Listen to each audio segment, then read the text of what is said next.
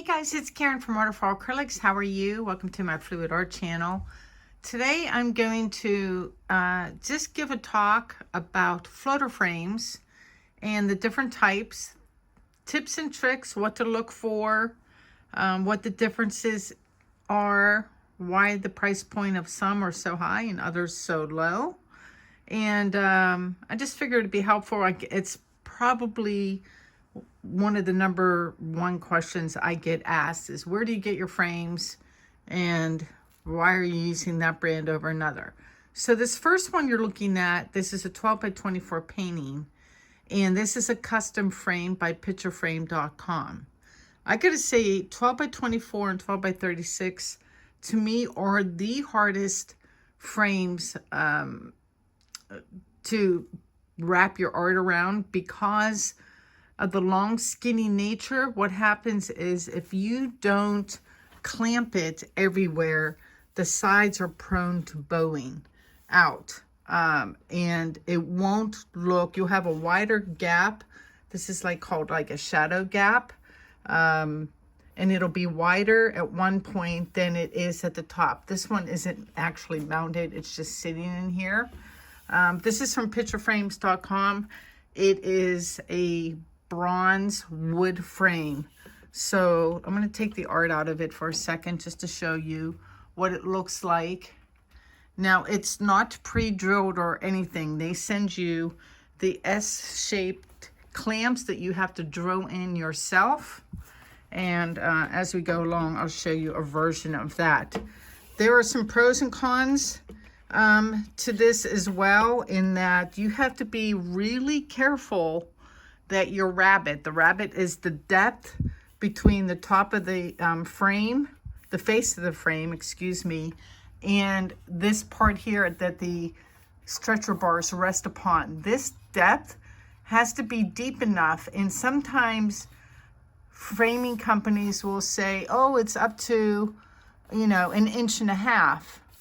And you'll go to put your canvas in it, and as you can see, this one, it's not quite flush. This one, see, probably has, I mean, less than 1/4 inch where it sticks out of the frame. Sometimes I let that slide. Other times, depending on the piece, it really bothers me, and I will send the frame back and be like, it doesn't fit. Here, I'm going to pull up another example of another floater frame from pictureframe.com where you can definitely see the difference. Check this out. All right, so this is another floating frame from pictureframe.com, also a wood bronze deep one. This one is flush, like it's leveled. There's no indentation. The problem with this frame, at least to me, it's going to be up to me to decide, is this particular frame has more of a shadow gap in between. Now this painting is not attached yet, so I'm sure if I attach it correctly at the top and make you should only see this top line. You should not be able to see the part where your frame, it should look more like this. That's how it should look. And when I do that and hold it down here with my fingers, you can tell the difference in the gap. So I would have to be super careful when I attach this to make sure that it is even all the way around. I do like that this one is completely flush, so it really does give that appearance of the canvas floating within the frame. Let me pull up another one. Okay, so finally, this is yet another frame from pictureframe.com, a 12 by 24. This one, I have attached it so you can see that it floats and that it is flush with the canvas all the way across. And then this is what the back looks like. Let me see if I can flip this around with one hand. Bear with me.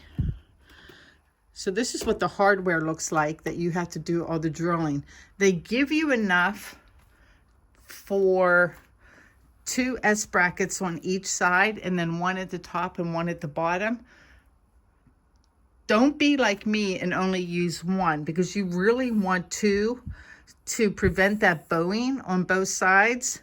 So I'm probably going to take these 2 off that I have centered in the middle and put one here and one down here, just for that extra stability and keeping the frame from bowing. Super nice though. I added my own bumpers to my art at the bottom, and then I was able to add my D-ring and wire directly to the top of the stretcher bars instead of on the inside, because there's a lip here, and so this will still hang flush against the wall. So really nice frame though. Let me show you another one. All right, I'm back. So I will mention too that the pictureframe.com frames are rather pricey, but if you have like a really good piece, it might be worth it. I usually wait. I only buy from them maybe twice a year, and I wait for at least 25% off sale, or I wait for 20% off of free shipping. That's the best deal. It's the shipping that kills you. So if you use that company, wait for the free shipping. This painting here is professionally framed. I took it to my local fine art store, Plaza Art, and this was an 18 by 24, and I had them cut it down to a 16 by 20 because there were parts of it on the edges that I didn't like. And despite the man in the shop carefully marking exactly where I wanted it cut, when they sent it out to wherever they sent it to, they botched it, and they ended up cutting the top of the painting, and they were supposed to cut off this part. And so when I went to pick it up, and they were restretching it onto new stretcher bars for me, I was in tears. I'm like, you guys cut the wrong end. And they were like, what? And then they pulled their paperwork, and they were like, oh no. So they offered me to fix it. They really couldn't because it was already cut for a 16 by 20. So they offered me a free frame. And I took them up on that because I know how expensive they are. So this is a wood frame that's been painted matte black. It has like the perfect shadow in between all the way around. And then they paper, let me see if I can do this with one hand. They paper the backs of there. So this is what it looks like on the back if you were to get a professionally done floater frame. Now, had I paid for this, easily $400. But because they cut my canvas incorrectly, I got it for free. So I thought that was a pretty good deal. But that's what it looks like for a professional floater frame. All right, next up is ampersand brand floater frames. I love them. They're expensive as hell, but if I have a really nice piece, they can't be beat. A couple reasons why. They seem to have it down pat in terms of cutting true to size, and their frames never seem to bow. I don't have the issues that I do with some of the wood pieces from pictureframe.com, and they come in 4 colors. So this color you're looking at here for this painting is called Epiphany. This is their walnut color, which I think looks fabulous. I'll show you the back of how you attach these in a second. I just wanted to show you some other colors. Like down here on the floor, there's an ampersand one that is in black, obviously. And then this one right here, that is their maple, and they also come in white. And let me pull one and show you the back of it. All right, so here's just a little 8x8. The great thing about ampersand frames too, besides the color choices, is they come in the thin versions, the 1/7, 1/8, and then the 1.5 inch. So you can get them chunky. They also have something called a bold frame, where the width of your face is a little bit wider. This is the normal thin face here.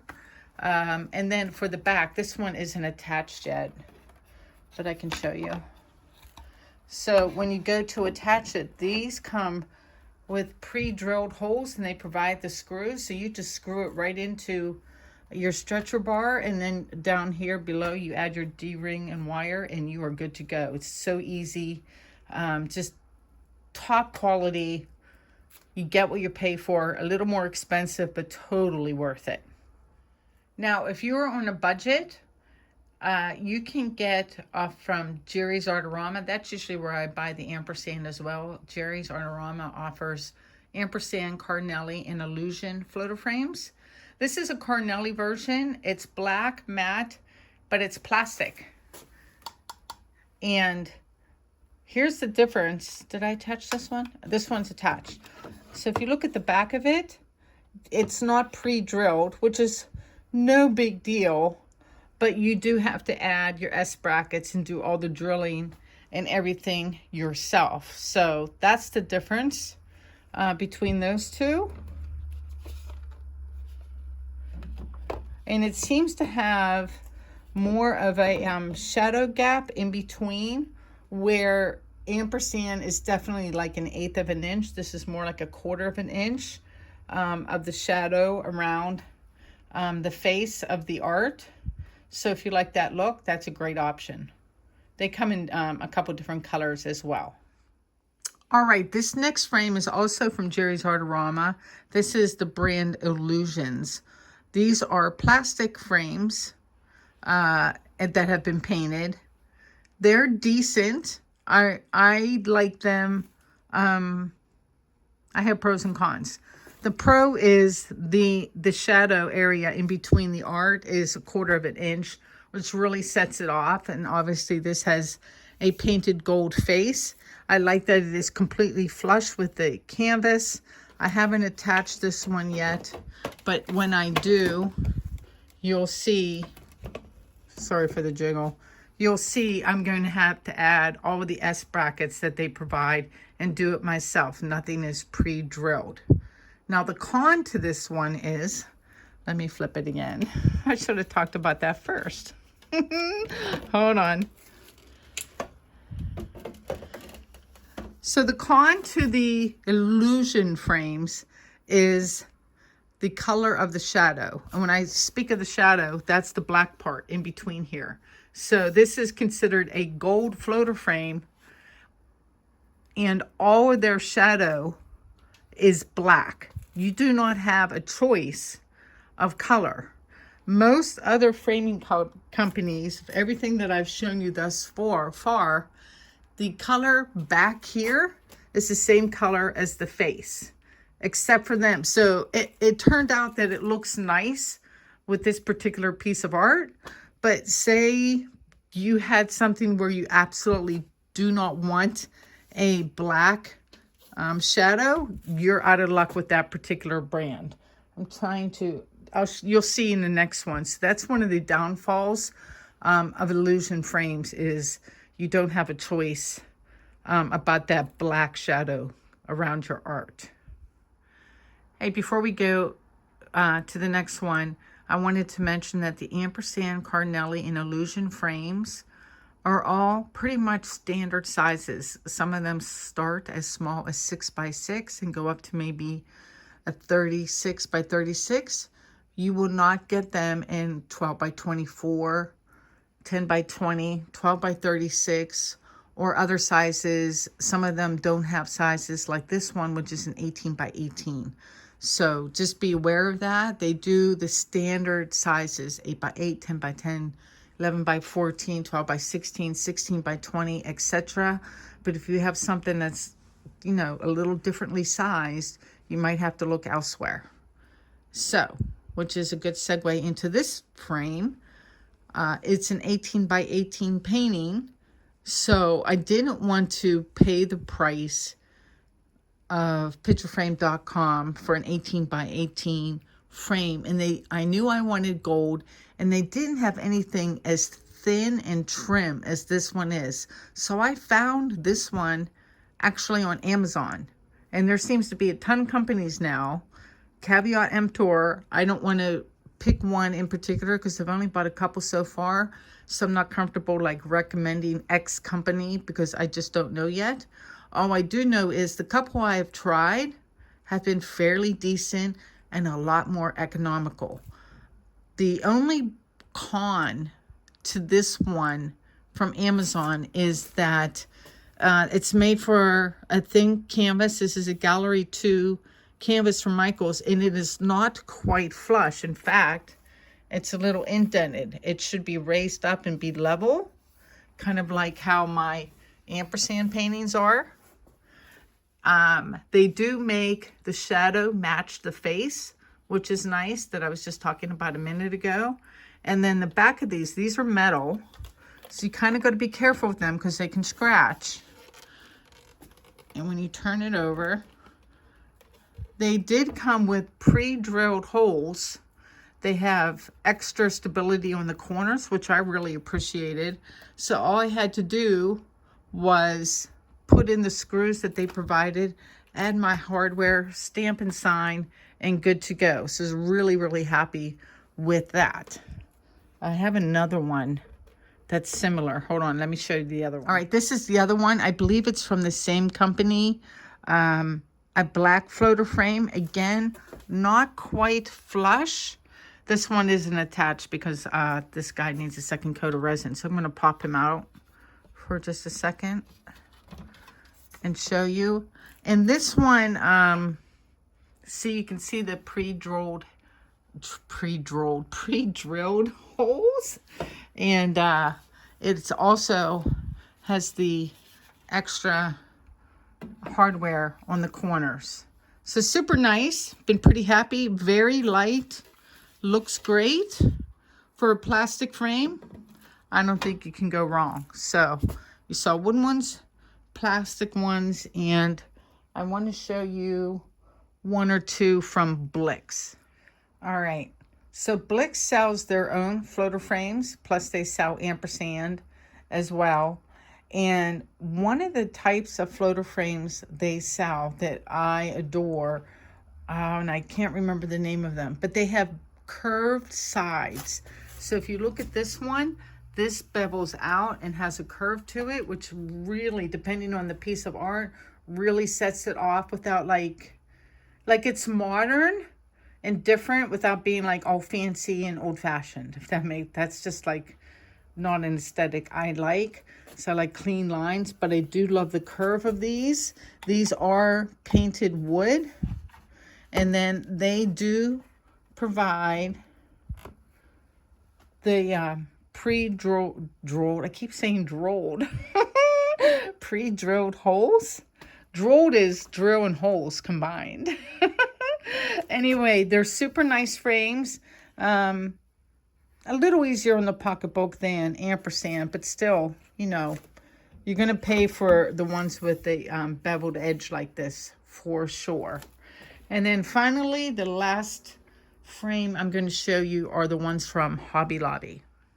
All right, before I show you the Hobby Lobby one, I needed to back up a second to show you something else on almost every other brand, except for maybe the ones from Amazon, but the Illusion, the ampersand, the Cavarelli, all of those other brands all have, this is a one from pictureframe.com, they all have like this seat.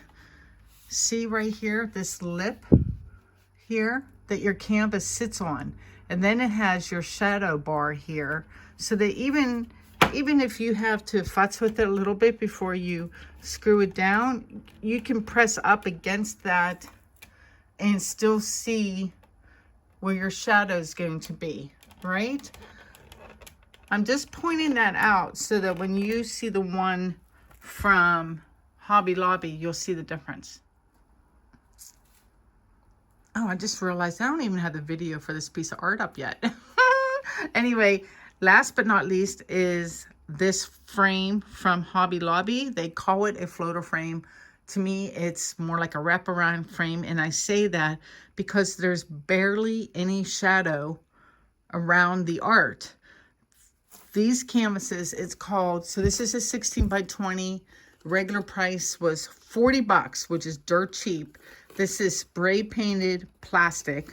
I'll show you up close in a second. By Green Tree Gallery. And yeah, so I think I got it on sale for 50% off. So there you go, 20 bucks. Can't beat the price, but caveat emptor again, because when I take this out, it's not attached. See what I mean? There is no extra lip or anything.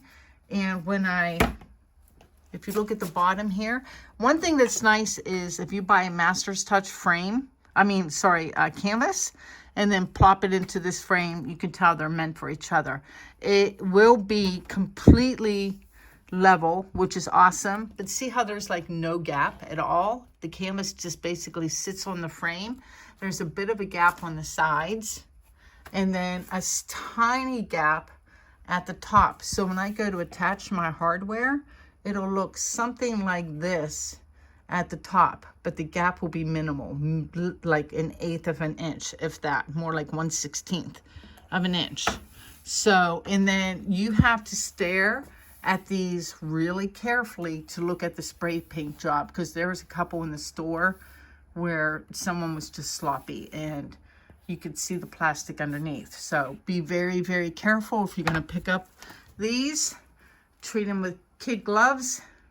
And I'm looking around to see if there's anything else. I'm tired of talking. That was a lot. Blah, blah, blah. That's it for me. If you have any questions about floater frames, there is another video in my playlist on how to attach the floater frame. So look for that video. Now that I have two, whenever you guys ask me a question, I can point you to the appropriate video.